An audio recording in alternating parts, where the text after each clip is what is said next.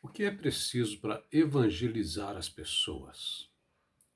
O que você precisa para cumprir a missão primordial que você tem a desempenhar aqui nesta terra? Para viver melhor, nós precisamos crer no melhor, viver melhor a partir daquele que é o fundamento, a fonte do universo.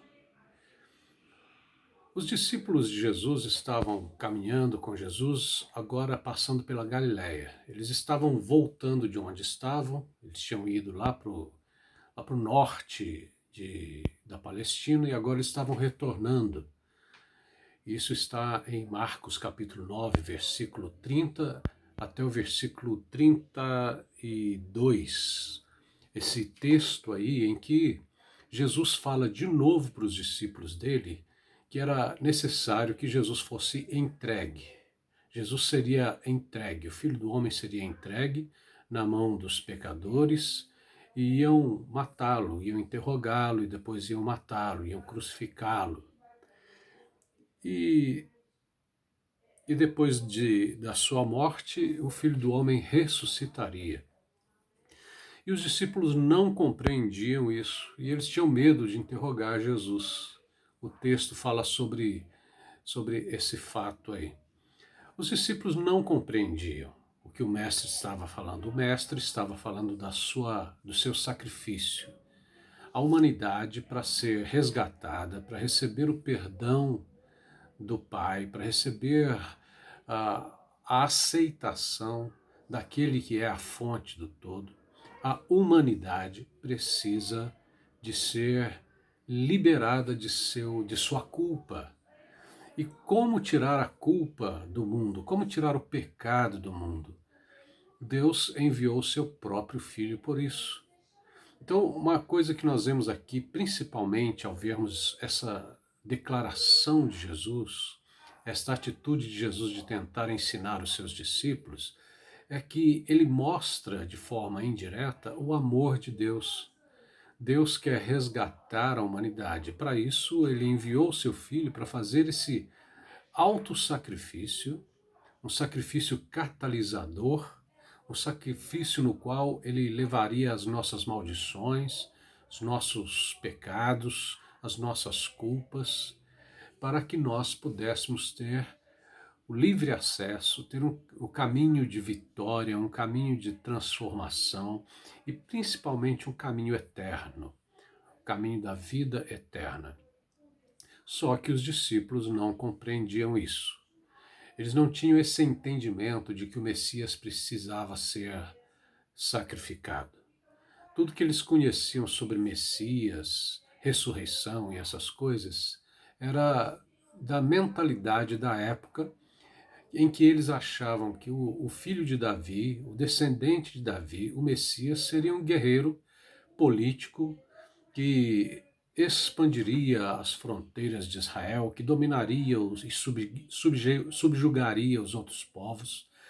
Eles não estavam vendo todos os textos que falavam sobre Messias, todos os textos dos profetas antigos. Se você for lendo com cuidado, você vai ver que eles falam de as nações vindo a Israel para aprender o conhecimento de Deus. As nações se convertendo, inclusive as nações ali perto, desde a Síria, Egito, até outros povos, até os etíopes, até os povos da África, nações que iriam se entregar ao Senhor, que iriam adorar ao Senhor.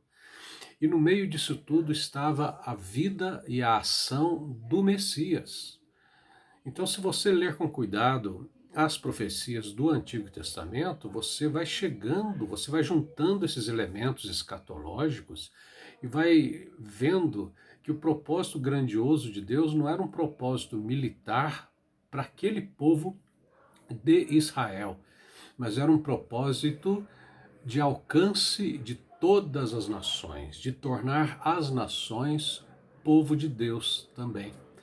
E isso seria possível através do representante principal, acima de profetas e de todas as representações que aconteceram, que é o Filho de Deus, que é Jesus.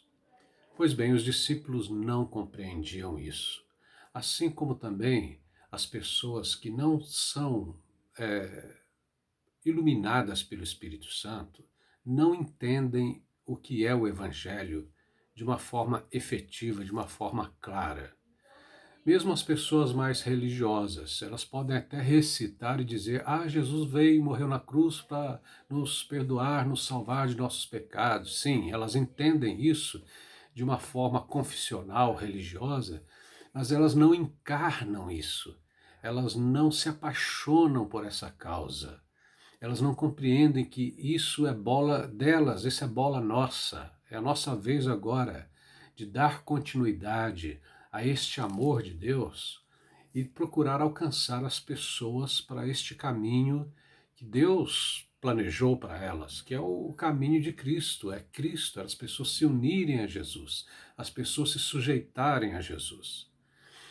E é por isso que nós temos muitas igrejas cheias de gente que só vão lá aos domingos e patati patatá e vão para casa comer sua feijoada e depois vão trabalhar durante a semana, depois vão para os botecos e aí você já sabe o resto da história. Elas não têm o raciocínio espiritual. O apóstolo Paulo escreveu sobre isso quando ele disse que o homem natural não compreende as coisas do Espírito de Deus, porque as coisas espirituais se discernem espiritualmente. Por isso que o homem natural, ou seja, as pessoas que não estão sendo iluminadas e dirigidas pelo Espírito Santo, não compreendem os propósitos de Deus, os planos de Deus, não compreendem as coisas espirituais. E nós estamos ou estaremos nessa categoria se nós estivermos nos deixando levar pelos sentimentos e desejos aqui desta dimensão e não desenvolvermos uma vida de oração, não nos entregarmos a Cristo ou não renovarmos essa consagração a Cristo. E essa renovação tem que ser diária. Nós não podemos nos amoldar a este século. Se nós nos amoldamos a este século, se nós nos deixamos nos conformar com este mundo, com este sistema de ilusões, nós deixamos de ter as percepções espirituais. Aquele homem interior, aquela pessoa interior que nasceu em você quando você se sujeitou a Jesus, ela vai fenecendo, vai diminuindo, você vai perdendo a noção de coisas espirituais. Por isso você precisa todos os dias se renovar mentalmente, se apresentando o seu corpo, o seu ser, sua vida a Deus todos os dias, para procurar qual é a boa vontade de Deus, a perfeita vontade de Deus para a sua vida. Isso renova a sua mente. E os discípulos ainda não tinham essas habilidades, ou vamos dizer assim, eles ainda não tinham esses conhecimentos, porque eles não tinham visto todo o plano de Deus se cumprir ainda na vida de Jesus. Jesus ainda haveria de ser crucificado e ressuscitar. Então, os discípulos receberiam o Espírito Santo, então eles conseguiriam ter uma visão panorâmica de tudo o que aconteceu e dos propósitos de Deus e teriam o poder do Espírito Santo agindo neles, a consciência do Espírito Santo envolvendo a mente deles, e eles veriam que eles agora tinham uma missão diante de seus olhos, o mundo era a missão deles, ou seja, ir em direção à humanidade.